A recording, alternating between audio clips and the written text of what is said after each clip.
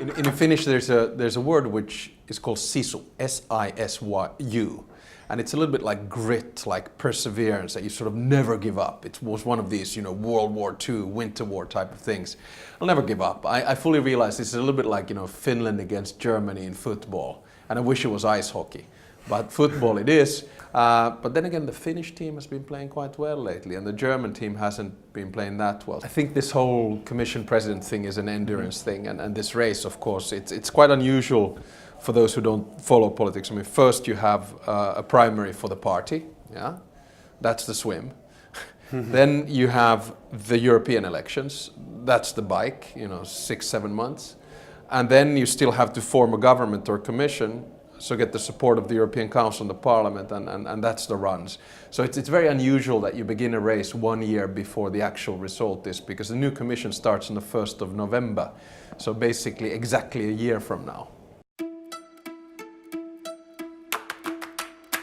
Because my thesis is that a lot of mainstream parties are losing ground because they're trying to either deal with problems that happened 5 years ago, or then they're trying to do politics in a way that you did it 20 or 30 years ago, in cabinets, behind closed doors.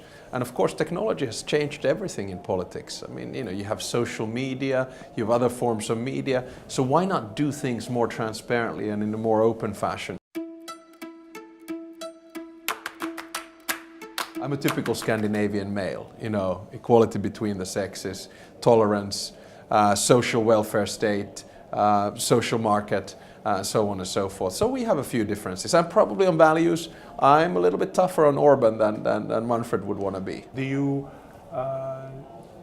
believe that he should be expelled from the EEP? If you start on the path of illiberalism, as Orbán has, I think there needs to be consequences. You cannot impede on academic freedom, freedom of speech, freedom of assembly, or rule of law.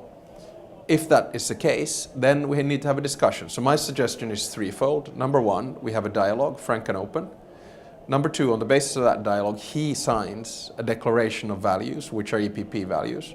And number three, if he does, fine, we continue. If he doesn't, then he's out. And I'm willing to do that. He supports Mr. Weber? Yes. If he'd supported me, it would have been kiss of death.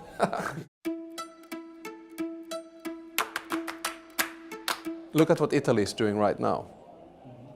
Would the Portuguese taxpayer want to pay for the fiscal policies of Salvini? I pose the question.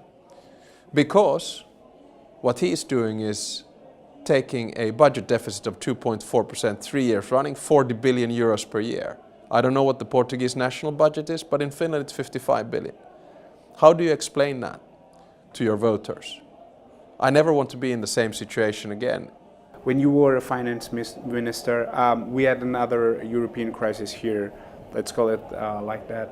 It was the sanctions, the possibility of sanctions in terms of budget. And you publicly defended that, the rules have to be obeyed. And so you were, in a way, again, the face of austerity here. But I didn't write any letters about it. You did not, yes, that's true. And your opponent admitted to that, and he talked about that. And I actually had a power over it, because I was a finance minister. The European Parliament didn't. So you think if we have to think about the faces of austerity, he would be more like the face of austerity than you? I really don't know. I am a very rules-based person. I firmly believe that if you have rules, those rules need to be followed. And I look at Italy right now, what Salvini is doing. As a pro-European, pro-Euro, it doesn't make me feel good. But again, I look at what the center-right government did here in Portugal, and I give them a lot of credit. They did all the tough stuff. And I mean, I did all the austerity packages as Prime Minister and Finance Minister in Finland. We did them later than you guys, because we were approaching a similar type of a situation. And when you are in that situation, you just have to look at yourself in the mirror and say, okay, I'm doing really tough stuff, and I'm doing stuff that I'm not comfortable with myself, but I know it's the right thing to do. And once you get over that and then you do it, it's good. And that's why I've said, thank you to the center-right government and thank you to the Portuguese people for what happened during the Euro crisis. What do you think about the Portuguese government right now?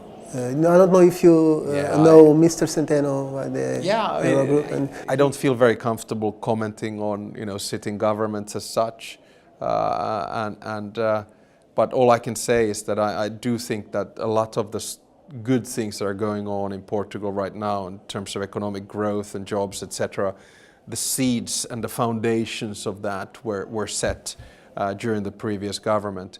But that's how it goes. I mean, I joke around, I say that when I became foreign minister in 2008, that was the moment when everything started going bad. There's a war in Georgia, Lehman Brothers, Finland goes into debt, unemployment, economy plummets. And then when I left in 2016, suddenly employment much better, growth is back on path, and investments are back. But these things are sometimes cyclical, and you as a politician have to understand that your powers at the end of the day are limited.